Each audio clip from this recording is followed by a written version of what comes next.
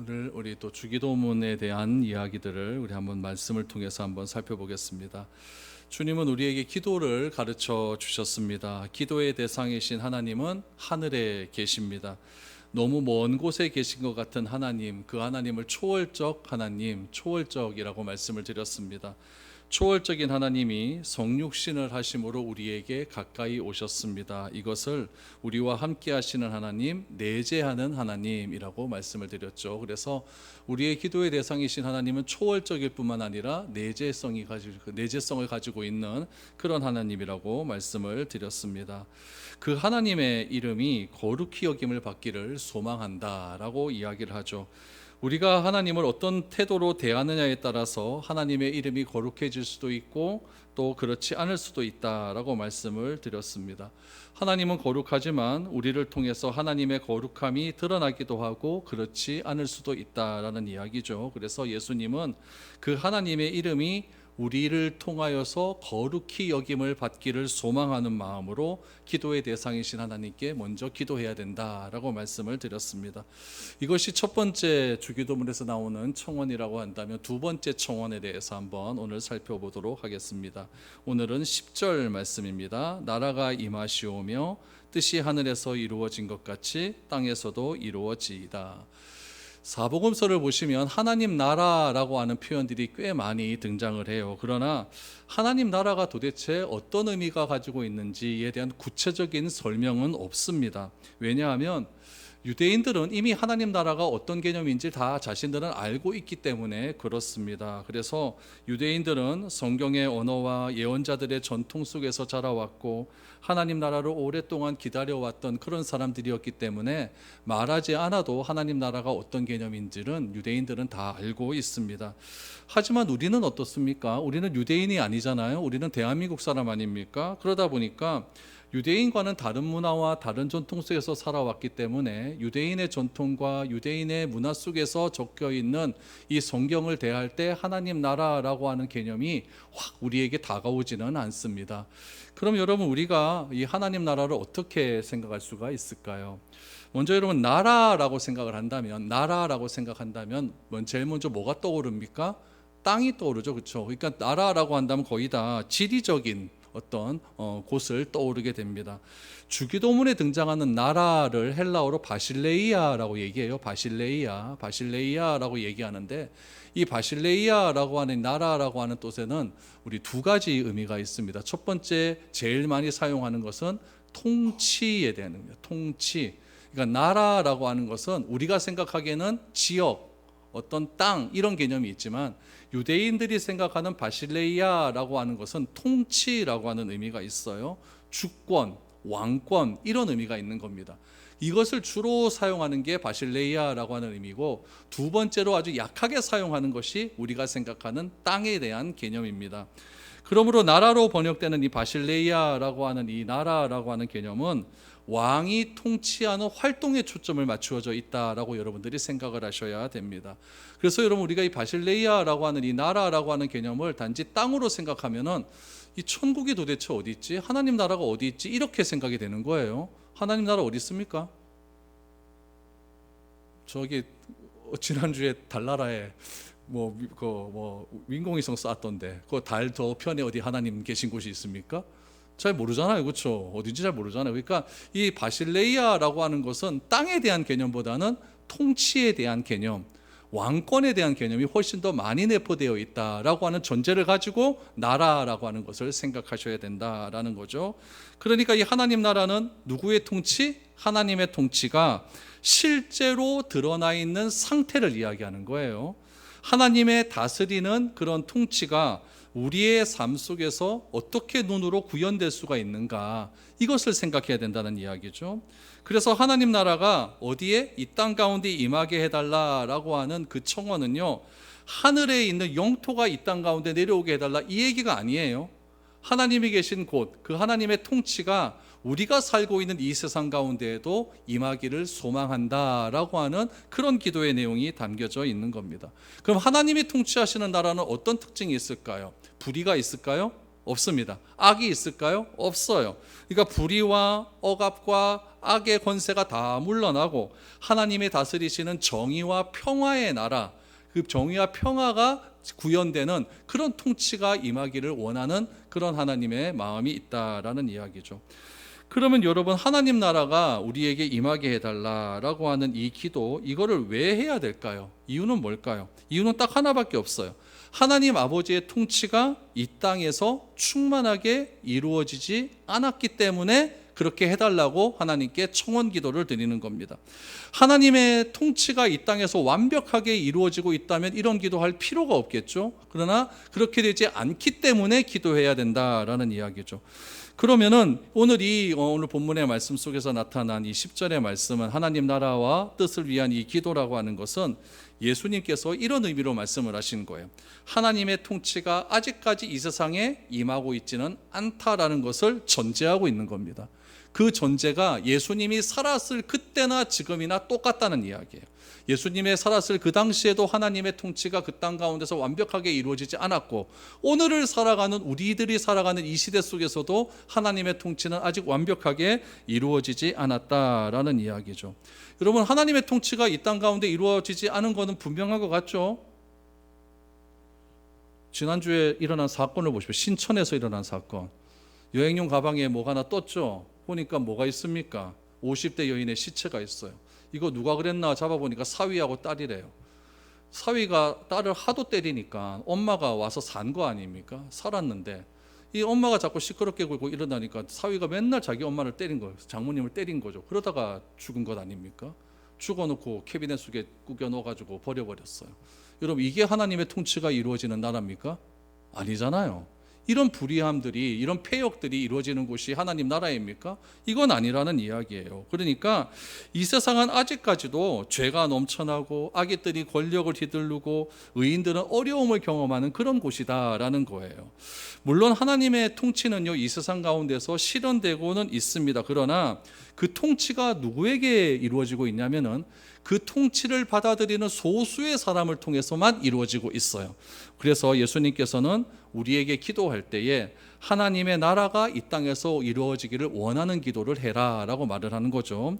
하나님의 통치가 이 땅에서 온전하게 반영되지 못한다고 하는 현실을 하나님 예수님께서는 아시기 때문에 우리에게 이런 기도를 해야 되는 것이죠. 그러니까 이 땅에서 아직까지 이 하나님의 나라는 이루어지지 않았다. 그러나 소수의 사람을 통해서는 이루어지고 있다. 그럼 또 하나의 다른 뜻은 무엇일까요? 하나님의 나라의 뜻은 반드시 이루어져야 된다. 이런 두 가지 의미가 있는 거예요. 첫 번째는 아직 이루어지지 않았다. 두 번째는 반드시 이루어져야 된다. 그럼 여러분, 하나님 나라는 언제 임하게 될까요? 전통적으로 여러분, 요거는 굉장히 좀 아셔야 됩니다. 하나님 나라는 어떻게 임했는가, 언제 임했는가? 이미 임했고 아직 완성되지 않았다. 이미와 아직으로 생각합니다. 요거는 꼭 기억하세요. 알았죠? 요 정도는 아셔야 됩니다. 하나님 나라는 이미 임했고 아직 완성되지 않았습니다. 그럼 이미 임한 하나님 나라를 어떻게 성경은 설명하고 있을까요? 우리 마태복음 12장 28절입니다.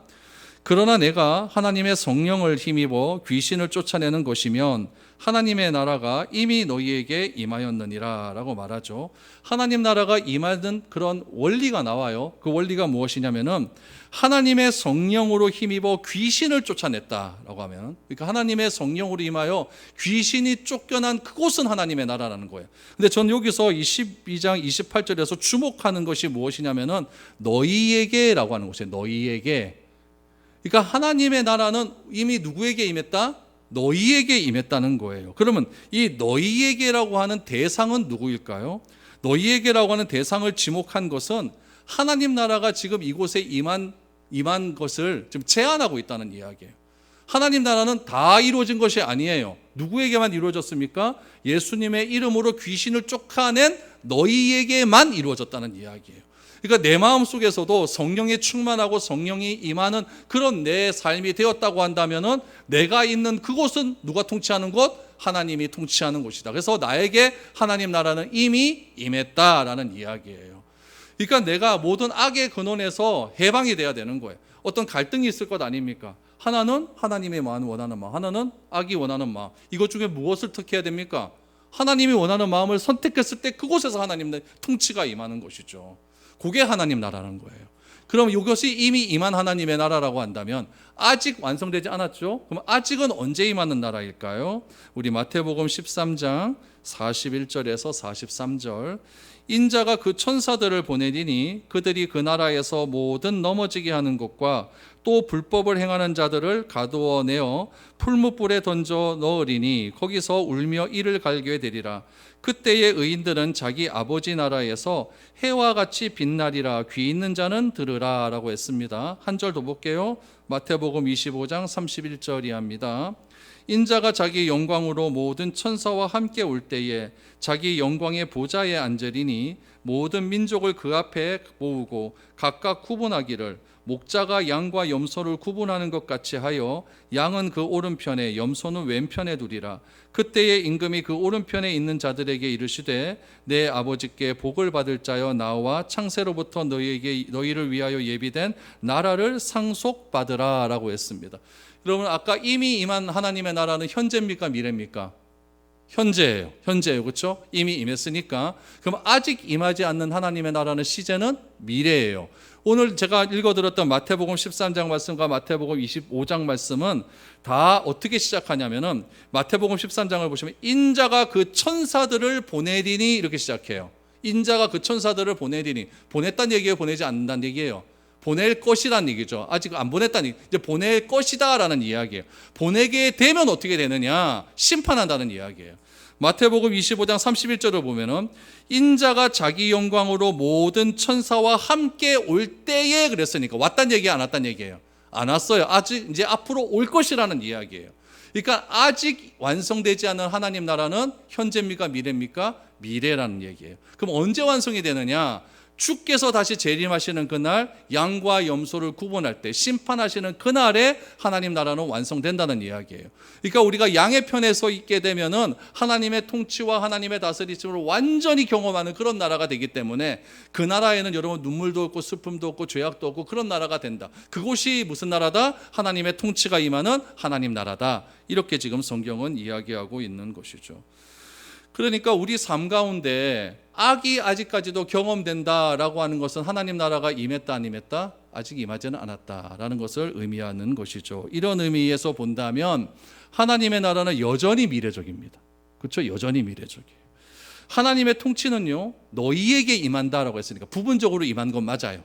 우리도 하나님의 말씀을 임하고 하나님의 말씀을 듣고 다르게 살아야지 이러면 하나님의 말씀이 임한 것 아닙니까? 그렇게 부분적으로 임한 거는 맞지만은 통치가 전 우주적으로 하나님의 모든 창조하신 그 피조계 세계 전체에 임하기 위해서는 아직 미래적인 숙제로 남아 있다라는 이야기죠. 그래서 하나님 나라가 현재적이고 미래적이라고 하는 표현을 성경은 어떻게 이야기하냐면 이미와 아직. 그러니까 우리 성경에서 말하는 시간이라는 것은 이미 우리에게 시작되었고 아직 완성되지는 않았다. 이렇게 이해하시면 제일 좋습니다. 그래서 이런 인식이 하나님 나라가 이 땅 가운데 임하게 해달라라고 하는 그런 기도를 우리에게 알려주신 겁니다. 그럼 여러분 이미 우리에게 하나님 나라는 임했어요. 그렇죠? 근데 그 임한 하나님 나라를 우리가 가만히 넋놓고 하나님께서 언젠간 오시겠지 이렇게 그냥 넋놓고 기다리면 될까요? 안 될까요? 안 돼요. 내가 하나님 나라의 개척자가 돼야 돼요. 어떻게 개척자가 될 수가 있을까요? 아직까지도 하나님 나라를 경험하지 못한 사람들에게 하나님의 통치가 무엇인지 알려줘야 돼요. 이걸 뭐라고 한다고요? 전도. 그러니까 하나님 나라가 확장되게 해주십시오. 하나님 나라가 넓어지게 해주십시오 라고 하는 것은 아직까지도 하나님 나라의 개념을 모르는 사람들에게 내가 그 사람들을 전하게 해주십시오. 그래서 오늘 낮의 말씀 속에서도 완전히 퍼져 있는 제자들에게 주님께서 가라! 세례해 줘라! 가르쳐 지키게 해라. 이건 뭡니까? 그들로 하여금 하나님 나라가 무엇인지 알게 해서 그들도 하나님 내 통치함을 받게 하는 그런 사람이 되게 해달라라고 이렇게 새로운 소명을 주셨다라는 것이죠. 그래서 우리가 주기도문을 늘은저를 기도하지 않습니까? 이렇게 기도할 때마다 하나님의 나라가 이 땅에서 이루어지게 하옵소서. 일단은 나에게 이루어지게 하옵소서. 그리고 이 교회 가운데 이루어지게 하옵소서. 또 내가 있는 모든 곳에서 하나님의 통치와 다스리심이 이루어지게 하옵소서라고 하는 기도가 있어야 된다라는 이야기죠. 하나님 나라 됐죠? 그럼 세 번째 청원. 그럼 하늘에서 뜻이 이루어진 것 같이 땅에서도 이루어진다라고 하는 것은 어떤 의미일까요? 여러분 뜻이 하늘에서 이루어졌어요. 땅에서는 땅에서도 이루어지기를 바란다라고 얘기했어요. 그러면 이 땅에서는 하나님의 뜻이 이루어졌다는 얘기입니까? 안 이루어졌다는 얘기입니까? 안 이루어졌으니까 이런 기도하라는 얘기 아니겠습니까? 그러니까 일단은 이 땅에서는 이루어지지 않았다. 그러나 하나님이 계신 그곳에서는 하나님의 뜻이 이루어졌다라는 것을 의미하고 있죠. 그럼 여러분, 하나님의 뜻이 도대체 뭘까요? 하나님의 뜻이 도대체 뭐기에 하나님의 뜻이 하늘에서 이루어진 것 같이 이 땅 가운데서 이루어지게 해달라고 기도할까요? 하나님의 뜻은요, 첫 번째 청혼과 두 번째 청혼에서 다 나왔어요. 첫 번째 청혼 뭐입니까? 하나님의 이름이 거룩히 여김을 받으시오며. 그러니까 하나님이 다스리는 통치하시는 그 나라에서는 하나님의 이름이 항상 거룩합니다.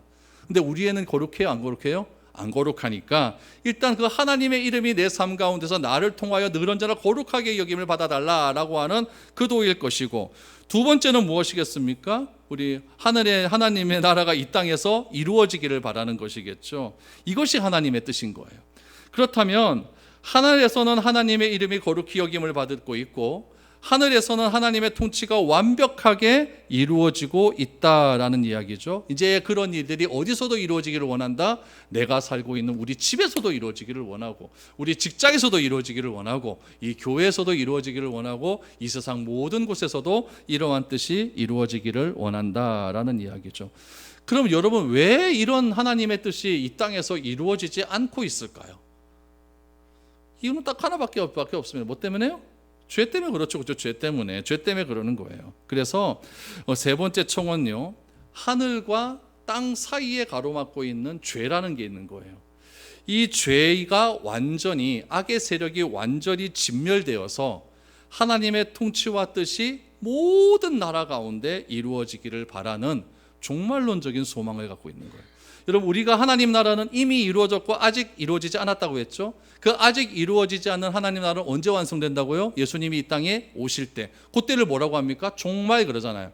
그러니까 이 하나님의 뜻이 이 땅 가운데서도 이루어지기를 바란다라고 하는 것은 예수님이 이 땅에 재림하심을 통하여서 완전히 악의 세력이 다 가셔지고 하나님이 통치하시는 완벽한 하나님 나라가 이 땅에서 이루어지기를 바란다라고 하는 거니까, 요거는 종말론적인 거죠. 그래서 종말론적인 그런 간구함이 이 주기도문에 담겨져 있다라는 이야기죠. 그러니까 여러분, 주기도문은요, 주문이 아니에요. 주문. 하늘에 계신 우리 아버지 이름으로, 주문이 아니에요. 또 공식도 아니에요. 기도는요, 기도하는 사람이 기도한 내용을 적극적으로 내가 살겠다라고 하는 결단이 담겨져 있는 거예요. 내가 하나님을 사랑하게 해주세요. 하나님, 내가 이웃을 사랑하게 해주세요. 이렇게 기도해놓고 하나님 사랑도 안 하고 이웃도 사랑도 안 하면 그게 참된 기도겠습니까? 아니잖아요. 그렇죠? 그러니까 내가 기도한다, 내가 어떤 내용을 놓고 하나님께 기도한다라고 하는 것은 그 기도의 내용대로 내가 살겠다라고 하는 어떤 의지가 담겨져 있는 것이죠. 내 의지가 담겨져 있지도 않고 기도하면 그게 무슨 의미가 있겠습니까? 우리 애들 이래 보면은 시험 성적 되게 안 나오고 이러면 막 뚫어대잖아요. 막 이래. 그럼 얘가 뭐라고 그래? 엄마, 한 번만 봐도. 내가 요번만 봐주면 내가 다음 시험에 내가 절대 공부 열심히 해서 내가 시험 잘 볼게. 쥐가 발 본다 그래놓고 공부 또 합니까, 안 합니까? 안 해요. 이건 안 하겠다는 얘기거든요. 그러니까 우리의 기도가 이렇게 돼서는 안 된다는 이야기죠. 우리의 기도도 하나님 앞에서 기도를 했다고 한다면은 그 기도대로 내가 살겠다라고 하는 어떤 결단의 마음이 있다라는 거예요. 우리가 기도합니다. 하나님의 이름이 이 땅 가운데서 거룩히 여김을 받게 해 주십시오라고 한다면은 내 삶 속에서 하나님의 이름이 거룩히 여김을 받을 수 있도록 내 말과 행동을 조심해야겠죠. 그런 나의 어떤 삶의 변화가 일어나야 된다라는 이야기죠. 마찬가지로 하나님의 뜻이 이 땅 가운데서 실현되기를 소망한다면 그 뜻이 내 삶 가운데 구현될 수 있도록 내가 적극적인 행동을 표시해야 된다는 이야기예요. 그래서 이 주기도문이라고 하는 것은요, 그냥 소극적으로 말하는 그런 기도의 내용이 아니에요. 내가 적극적으로 이 기도의 내용에 참여하겠습니다 라고 하는 결단이 담겨져 있는 것이죠. 근데 주기도문은 늘 언제나 우리에게 기쁨을 주지 않습니까? 이제 끝났구나. 네. 요즘 이제 주기도문 내용 보면은 영덕 사람들이 되게 싫어한다 그래요. 대개가 없어져가지고. 뭐 아직 잘 모르시나 본데 대개 없잖아요. 지금 옛날엔 대개가 있었는데. 예. 그래서 여러분 이 주기도문이 하여튼 뭐 이런 내용들이 있는 것이 아니라 주기도문은 내가 하여튼 적극적으로 내가 하여튼 그렇게 살아가겠다. 그래서 하나님의 주권적인 사역을 인간이 믿음으로 받아들이고 책임 있는 순종이 동반될 때 하나님과 인간 사이에 협력이 일어나게 되는 거예요. 협력이 일어남을 통하여서 이 주기도문에 담겨진 온전한 뜻이 그렇게 이루어질 수 있다라는 이야기예요. 여러분, 저는 이 주기도문을 이렇게 가만히 이렇게 보면서요, 이 하나님의 마음이 얼마나 넓은지 모른다라고 하는 생각이 들었어요. 하나님이 꼭 우리 인간이 어떻게 해야 거룩해집니까? 그것도 아니잖아요. 하나님의 뜻이 여러분 우리가 뭐 어떻게 해야 뭐 하나님의 뜻이 이루어집니까? 그것도 아니잖아요. 하나님이 오케이 하면 하나님의 뜻이 딱 이루어지는 것 아니겠습니까?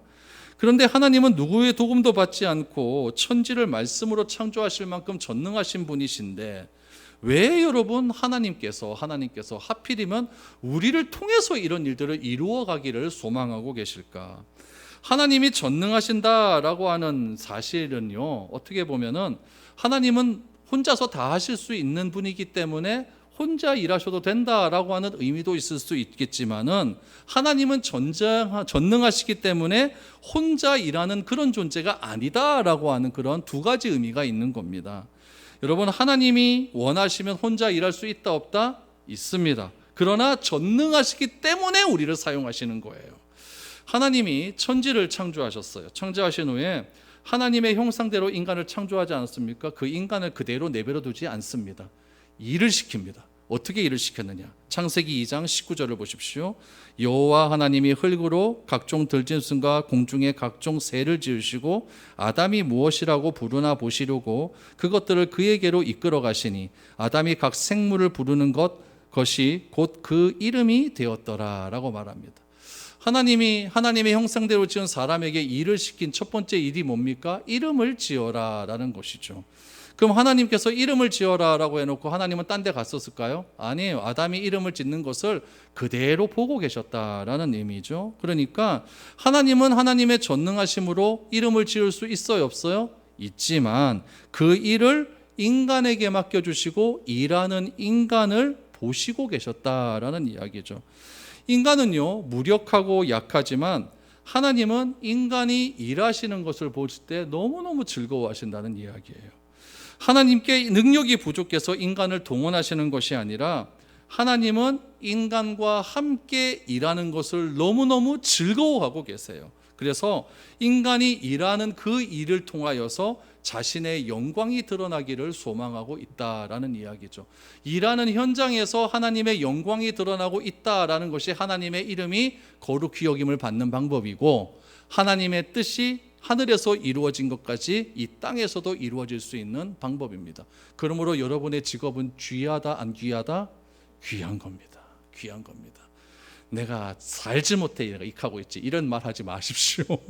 하나님은 여러분들이 일하는 그 삶의 현장 속에서 너무너무 그것을 즐거워하시고 하나님께 영광을 받기를 원한다라는 거예요. 그래서 하나님이 원하시는 것은요, 하늘에서처럼 땅에서도 이루어지기를 원하는 기도에는요, 첫 번째, 우리가 하나님의 뜻에 동의한다라는 뜻이 있어요. 그렇겠죠?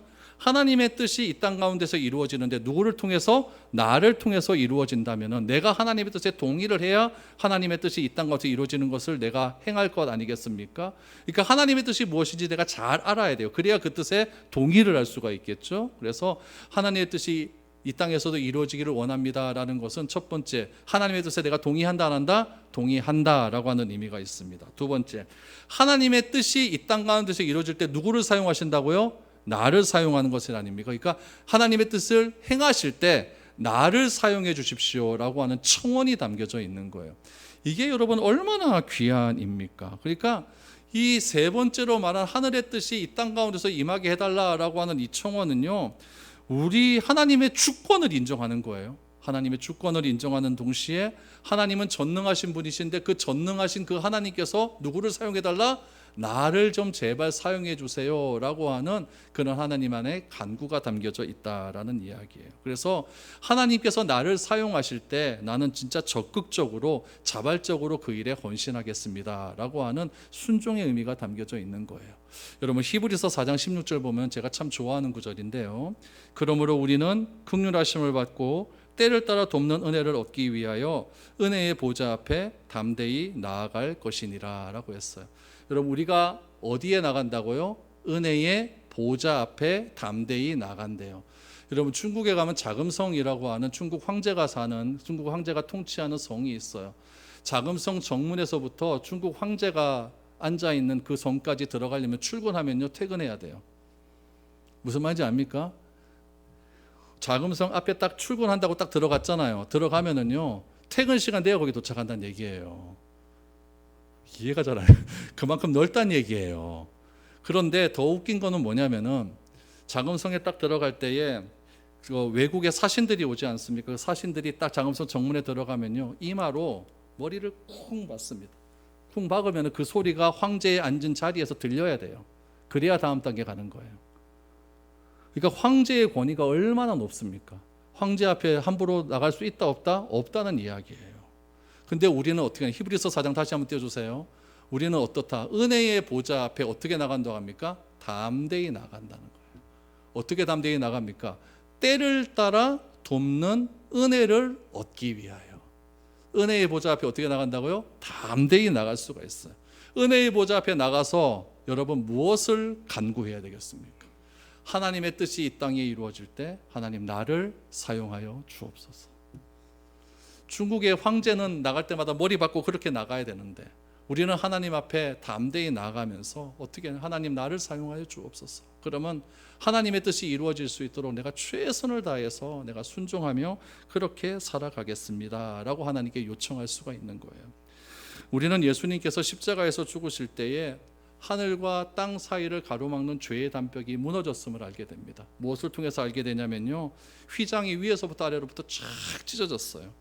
이 사실은요, 우리가 은혜의 보좌 앞에 매일같이 나갈 수 있는 특권을 얻었다라는 것을 알게 돼요. 로마 카톨릭 교회는요, 과거에는 이 은혜의 보좌 앞에 나갈 수 있다는 사실을 인정을 안 했어요. 아직까지 보좌가 이렇게 가로막혀 있다고 인정을 하는 거죠. 그리고 하나님께 청혼할 수 있는 유일한 방법은 교황밖에 없다라고 생각을 하는 거예요. 베드로에게 천국의 열쇠를 주겠다라고 하지 않습니까? 로마 교회는 어떻게 생각하냐면 그 천국의 열쇠를 베드로에게만 주었다고 생각하고 그 베드로의 모든 권한이 교황에게 임했다고 생각을 하기 때문에 여러분, 교황은요 모든 성경을 해석할 수 있는 권위가 있는 거예요. 그런데 오늘 우리 개혁교회는 어떻습니까? 종교개혁을 통해서 이런 것이 잘못되었다라고 이야기하는 거예요. 누구나 하나님 앞에 청원할 수가 있다. 그래서 여러분, 로마 교회는 지금도 그러잖아요. 지금도 카톨릭에서는요, 고해 성사를 1년에 3번 이상은 해야 됩니다. 무조건 해야 돼요. 안 하면 안 돼요. 우리는 몇 번 회개해야 됩니까? 규정도 없습니다. 발 씻을 때마다 하시면 됩니다. 예, 그래서 베드로가 하나님, 주님, 나는 목욕했으니 됐습니다 그랬더니 발을 씻어야 된다라고 하지 않습니까? 발 씻는다는 얘기가 내가 매일같이 회개한다는 이야기예요. 우리는 딴 사제에 의해서 이렇게 나가는 것이 아니라 내가 하나님께 나아가면 됩니다. 은혜의 보좌 앞에 나아가면 됩니다. 잘못한 거 잘못했다고 고백하시고 이것 때문에 내가 하나님의 뜻이 내 땅 가운데 이루어진다는 것이 내가 거부가 되었습니다. 주님 용서해 주십시오. 이렇게 기도하시면 되는 것이고, 혹시라도 하나님의 뜻이 있어서 나를 사용하실 때 하나님 나를 귀하게 사용하여 주옵소서. 그래서 나를 통하여 하나님의 뜻이 이 땅 가운데 이루어질 수 있도록 주님 도와주옵소서라고 이렇게 하나님의 통치에 참여할 수 있는 그런 존재가 될 수 있는 그런 청원을 하나님께 해야 된다라는 이야기죠. 이 은혜를 우리에게 주시기 위해서 주님은 십자가에서 죽으셨고 3일 만에 부활하신 겁니다. 이 특권을 여러분 절대로 그냥 묵혀두지 마십시오. 묵혀두지 마시고 영광스러운 은혜에 동참하시기를 바랍니다. 그래서 여러분의 삶을 통하여서 하나님의 뜻이 이 땅 가운데 이루어질 수 있도록 주님 나를 사용하여 주옵소서. 이런 여러분 귀한 헌신의 마음들이 우리 가운데 날마다 넘쳐날 수 있기를 축복드립니다.